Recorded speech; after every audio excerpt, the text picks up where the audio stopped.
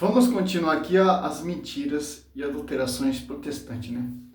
É esse desespero, né, pô? Que tem protestantes voltando para a amada igreja. Esse é o desespero. É simples. Vamos lá, né? Tem fé em algo. Algo é objeto da fé de alguém. Se você não tem o algo, você não tem fé. Exemplo, eu posso dizer para você, olha, verifica sua conta bancária aí que eu depositei R$200.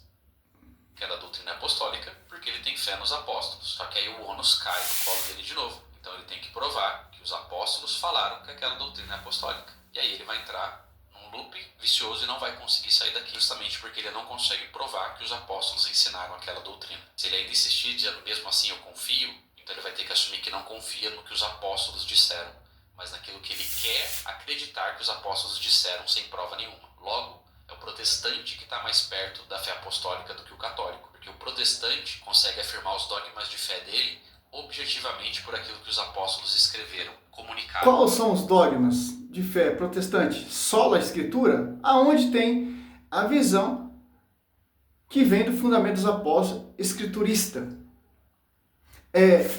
Não, mas o protestantismo ele está muito próximo do fundamento protestante. Meu irmão, me mostra na Bíblia qual é o seu fundamento protestante. Que uma nem Bíblia vocês têm. A Bíblia é graça a esse ministério, a esse colégio apostólico. Por exemplo, olha só, você não tem essa profecia aqui, ó, Mateus, ó. Como você chega ao próximo do fundamento protestante, ou o fundamento dos apóstolos protestantes, não tem como, ó. Mateus 16, eu te declaro teu respeito sobre essa pedra de firme igreja, as portas do inferno não prevalecerão contra ela. Eu te darei a chave do reino do céu, tudo que ligar na terra será ligado no céu, e tudo que desligar na terra será desligado no céu. João 21, 15, 17, vocês não têm um pastoreio, como vocês estão próximo dessa realidade de fundamentos dos apóstolos, edificado sobre o fundamento dos apóstolos, Efésios 2, 20, e profeta tendo por pedra diante do próprio Cristo. Adianta que eu ter o Cristo de ângulo e negar o corpo místico e fundar outra igreja. Então, são corpos. Imagina, Cristo é a cabeça da igreja, você pega esses por exemplo, mais de 20 mil denominações, cada um corpo. Imagina a bizarrice que vai ser esse fundamento protestante. Não tem como, cara. Cara, bem com o Conde falou mesmo. É o mais... O Thales é o mais fraquinho, cara. Uma coisa que os caras eles são inteligentes é pregar confusão. Gálatas 7, São Paulo diz que irão surgir pessoas que irão pregar confusão. Não há dois evangelhos, um evangelho. O protestante tem quantos evangelhos? Se for lá na Universal, tem um evangelho sendo pregado. Se você for lá na Plenitude da Paz e Vida, tem outro evangelho. Na Plenitude, lá na Mundial, tem outro evangelho. Lá no Chapelão, lá no Tio Patinhas, tem outro evangelho. Então não tem como, cara. Paulo, ele fala, ele, 1 Coríntios 10, ele repreende divisão, mesmo pensamento. Mateus 12, 25, Marcos 10, Lucas 11, Cristo também fala. Daquilo que os apóstolos escreveram, comunicaram. Isso é verificável na Escritura. Já esses pressupostos, esses dogmas católicos, recaem sobre uma fé cega, não no que os apóstolos disseram, mas naquilo que eles acreditam. Os apóstolos deixaram sucessores. Aonde? Na coluna sustentáculo da verdade. Como vão surgir os dogmas? Como vão surgir a doutrina? Como vão surgir a revelação? Tudo já está explícito, como diz o catecismo, mas nem tudo está explicado. Vai ser explicada pela coluna sustentáculo da verdade, Efésios 2:20. Efésios 3:10, né? Edificado sobre... Efésios 3:10. A forte sabedoria será conhecida pela igreja. Que Efésios 2:20, edificado sobre o fundamento dos apóstolos. 1 Coríntios 2:20, Deus constituiu os apóstolos. Segundo Colossenses 3:15, Paulo fala, guardais as tradições, tanto via oral e tanto por epístolas. Então, cara, você vê, cara, a própria escritura, ela não deixa brecha esse modernismo de sola escritura protestante. Os 5 sola. Não tem como, cara. Olha só. 1 Coríntios Não poderia nem estar citando versículo bíblico, porque o cara não cita versículo bíblico. Ele está colocando o pensamento dele. Eu quero que você me prove de versículo bíblico. Ó, Atos dos Apóstolos 22:4, eu persegui de morte essa doutrina. Que doutrina? Que vem do fundamento dos apóstolos, que foi confiado aos apóstolos. Quem? Por inspiração do Espírito Santo. João 16:13. Olha só, 1 Coríntios 12:28, Deus constituiu primeiramente os apóstolos. 1 Coríntios 15:1, eu vos lembro, irmão, o evangelho que vos preguei, e que tendes acolhido, no qual está firme, por ele sereis salvos. Como foi pregado esse evangelho? Como foi anunciado esse evangelho? Paulo, ele é o quê? Ele é um protestante. Ele era quando perseguia a igreja. Atos Apóstolos 9. Agora se converteu, está defendendo a igreja. E está pregando o evangelho. Que evangelho foi revelação? O evangelho pregado por mim não tem nada de homem. Então você vê, o evangelho que foi revelado ali aos apóstolos, primeiro a pregar em São Pedro, não é o evangelho protestante, fundamento de homens. É um evangelho que vem por revelação. Do mesmo jeito que foi revelado ali para São Paulo, foi revelado ali para os apóstolos. Os apóstolos 2 ali, desce quem? O Espírito Santo. Por ele serem salvos. E se conservares como vos preguei. De outra forma, vão ter rebaixado a fé. 1 Coríntios 15, 1 e 2. Ó. Que fé? Que fé é essa que São Paulo está falando? Efésios 4, 5. Uma só fé. Um só batismo. Efésios 4, 5. E um só Senhor. Um só Deus, certo? Simples entender isso. Porque em Gálatas, ó, você pega em Gálatas aqui, ó, que eles gostam muito de usar isso aqui. Olha só que interessante. Gálatas 1, 7, ó. De fato, não há dois evangelhos, apenas pessoas que semeiam confusão entre o evangelho que querem perturbar o evangelho de Cristo. Quem são essas pessoas? Porque não teve a revelação. Quem são essas pessoas que não têm envio? Quem são essas pessoas que não estão nesse corpo místico de Cristo, que é a sua igreja? Olha só, Gálatas 1:11, ó. Assegura-vos, irmão, o evangelho que pregado por mim não tem nada de humano. Não recebi nem aprendi de homem algum, mas mediante uma revelação de Jesus Cristo. Olha só, Atos 2, desce quem? O Espírito Santo. Revelação não humana. Pelo amor de Deus, cara. Ah, mas o protestantismo está chega próximo do fundamento dos apóstolos. Será mesmo? Recaem sobre uma fé cega, não no que os apóstolos disseram, mas naquilo que eles querem acreditar que os apóstolos disseram sem prova nenhuma. Bom, a segunda resposta seria... Por isso que tem o magistério. Para não ficar inventando coisa louca. Como o Ellen White teve várias visões, tal, etc. Os mormons.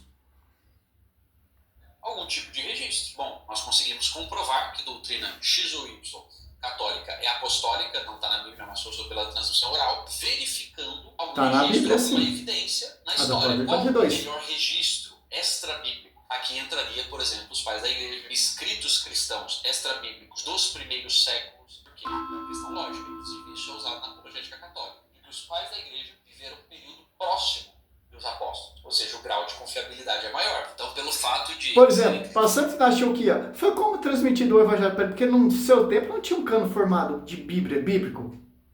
Foi passado pela tradição. Como o evangelista São Lucas vai escrever o livro de São Lucas? Vai pesquisar a tradição. Que tradição? Uma tradição oral. Que vem da onde? Da igreja. De acordo com São Paulo fala, 2 Tessalonicenses 2,15. Pela epístola, pela pregação oral. Então não tem como, cara. Como os protestantes, eles têm que agradecer a igreja. O livro que ele usa, o Novo Testamento, é graça à igreja. Vem da igreja. Sem a igreja católica, o protestantismo está falido. Não existe protestantismo. O protestantismo, ele depende da igreja católica. Até para usar os canos bíblicos. Quem definiu foi a igreja. Não tem como se negar isso, meu querido. A história está aí. Contada do jeito certo, não do jeito desses heréticos. Muitos terem convivido com os apóstolos diretamente, ou convivido com quem conviveu dos apóstolos, e por uma análise histórica você tentar entender qual era a ortodoxia cristão, seria um caminho excelente para você tentar provar se essas doutrinas são apostólicas. Esse debate agora aconteceria não na Bíblia, mas em evidências históricas. Uma averiguação naqueles primeiros cristãos que escreveram teologia, naqueles primeiros documentos catequéticos do primeiro século, e ver se não provou nada até agora. Cadê os documentos que ele está falando? Cadê as fontes que ele está falando? Cadê os versículos bíblicos que ele está falando? nós encontramos lá essas doutrinas que não estão na Bíblia. Agora, o católico estaria disposto a debater com você, a averiguar os primeiros escritos extra-bíblicos cristãos. Será que o católico está disposto a pegar na sua mãozinha e vocês irem juntos lá e ver se encontramos lá esses dogmas católicos? Já aconteceu, é claro, em debates. Agora vai mostrar um debate aqui do pastor Eliseu e Ariel. Que o pastor Eliseu ele é mentiroso. Mais recentes e populares no Brasil, entre protestantes e católicos, o fato de um protestante sugerir a patrística como um objeto histórico a se analisar para ver se há naquele período, dos primeiros séculos principalmente, as doutrinas que os católicos têm hoje. Geralmente você vai observar um padrão de comportamento e resposta dos católicos, como você vai ver agora. Lactâncio fecha o século II com uma frase impactante. É indubitável que não há religião onde quer que haja. Cortou o vídeo. E aí, o que você me diz disso? Veja o debate todinho para ver quem foi superior. Está citando fala de pais da igreja, mas se vê, Santa Ireneu diz que os dois gloriosos apóstolos que morreram ali em Marte, fundando a igreja. Então você tem que reconhecer também. Não, nós só reconhecemos que tem base bíblica. Então vocês rejeitam o resto? Então quando é agregado a vocês, você aceita. Quando quer degrinir vocês, quando desmascarar as suas mentiras, não aceito, não é válido. Lactâncio, né? Ele está falando lactância aqui, ó. Haja imagem. Se a religião consiste de coisas divinas e não há nada divino, exceto nas coisas celestiais, segue-se que as imagens são sem religião, porque não pode haver nada celestial naquilo. E o tema é o quê? É refutando a sua escritura. O cara já colocou o tema sobre as imagens, é outro tema.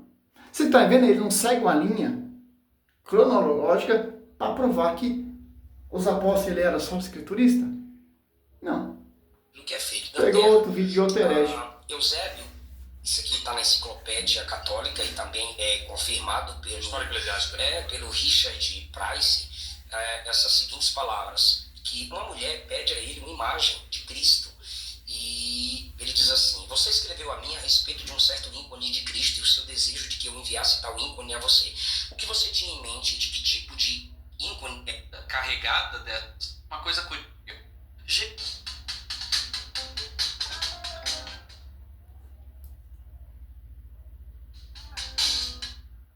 Bispos de Roma, de Irineu e Eusébio de Cesareia, Jerônimo e Agostinho, elas não concordam.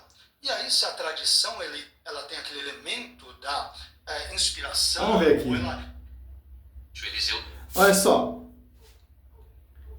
A questão das imagens. Lá no século VIII já definiu. E uma coisa muito interessante. A própria escritura diz que o templo do rei Salomão era cheio de imagem e escultura. Vamos ver aqui uma coisa muito interessante.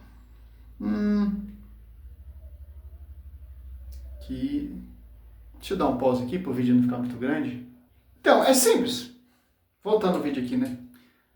Mas os protestantes estão citando pais da igreja. Mas, que interessante, quem define? Um pai da igreja, ele não faz doutrina. Quem define é o magistério, o colégio apostólico com missão dos bispos. É simples. O que Eusébio de Cesareia relatou ali foi uma história escrita que aconteceu naquela época. Por quê? Aconteceu o que naquela época? Adoração a outros deuses. Por isso que foi pedido tirar a imagem que estava ali no templo. Por quê? Por causa da falsa adoração. O medo por exemplo, de culto de adoração à imagem. Mas mais para frente você vai entender o que? Foi definido pelo concílio, pelo magistério. O uso de imagem via sacra, nas missas, nas casas, tal, etc. Mas vamos lá, né? Da inspiração, ou ela é um prolongamento do cânon, ela é inspirada, é parte da revelação, ela não deveria ter esses tipos de erros, inconsistências e até mesmo contradições. Acho que a gente precisa corrigir uma coisa na compreensão do que é tradição na Igreja Católica. Nós acreditamos que a tradição é fonte da divina revelação, mas ela se encerra com a morte do último apóstolo. A tradição divina, a tradição, ou seja, dominical, aquilo que vem de Cristo, é aquilo que os apóstolos enxergam. A revelação divina morreu no último apóstolo. Então, já foi revelado tudo, já está tudo completo a revelação, mas não está terminada, explícita ainda. Com o passar do tempo, vai entendendo. Por exemplo, as imagens. Os caras tentam aí, mas vocês são um adorador de imagem, tá? Mas como a igreja vai desenvolver isso? Como a igreja vai degustar isso? Com o passar do tempo. Por exemplo, lá no século III, ali, foi encontrada a imagem de Nossa Senhora amamentando o verbo, pintada pelo evangelista São Lucas. A revelação, ela está terminada, mas não está totalmente compreendida e explícita ainda pela igreja. Por isso que a igreja vai degustar, vai interpretar com o passar do tempo. Por exemplo, essas imagens que mandou se retirar do templo que ele colocou aqui, sim, não está explícita ainda. Olha só que interessante. De que possa haver tais imagens nos lugares destinados ao culto. Carta de Eusébio a Constância. Acho muito curioso quando os protestantes trazem padres da igreja, né, para fazer o seu ponto. E eu queria perguntar se o senhor aceita a autoridade dos padres da igreja. Só aquela que se adequa com as escrituras sagradas. Ou seja, se eu te mostrar que vários padres da igreja eram a favor das imagens, isso vai mudar a sua opinião? Fora das escrituras, não. Então, porque tu... Tá entendendo? Olha só, a cara de pau do João vai colocar um vídeo, sim, tá citando o pai da igreja. Quando o Ariel quer citar, então, você está citando uma fonte do pai da igreja. E se eu citar várias fontes de pai da igreja, enaltecendo sobre as imagens de Deus, não, aí a gente não aceita. Então, só é válido quando um herege desse cita a patrística, ou um pai da igreja. É só que interessante. Só você vir aqui, ó, como o Ariel falou realmente. Aqui, ó. Pais da igreja que defendiam as imagens via sacra.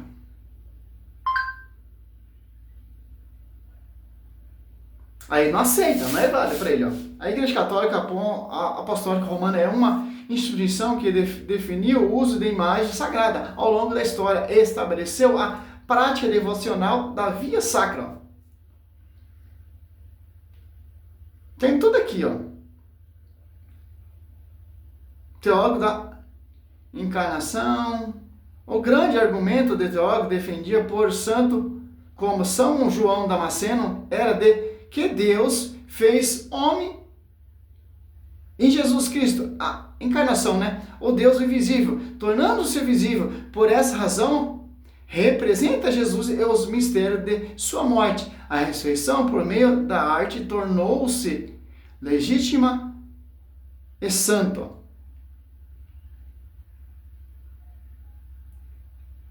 Olha só. Fim da crise iconoclasta. Então, estou citando um pai da igreja também. Durante o século, acho que 7 ou 8,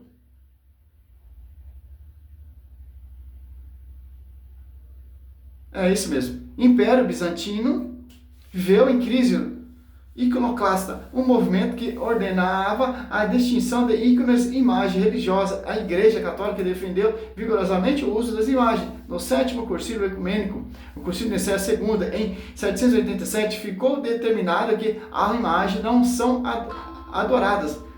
Qual era o medo daquele padre da igreja lá do tempo de Eusébio? Ser adorado. Não tem como, cara. A igreja ela é coluna central da verdade. E o tema não é nem... É só... Uma vergonha na sua cara. É o quê? Olha só. O que eles escreveram como revestido de autoridade. Respondendo essa pergunta, a gente vai conseguir entrar na terceira parte desse vídeo, onde a gente vai questionar mais as coisas. Quando o argumento protestante o ex-protestante vira contra o ex-protestante? E eu quero mostrar que o solo Escritura se prova na prática, dada essa longa introdução. Se é solo Escritura, você pega 1 Reis 6, 22, ou 1 Reis 6, do 22 ao 35, Ezequiel 41, do 17 ao 26, Números 28, 9, Êxodo 25, 18, você vê todas as imagens via sacra. Eu amo a Escritura. Você já não sei. Salve Maria.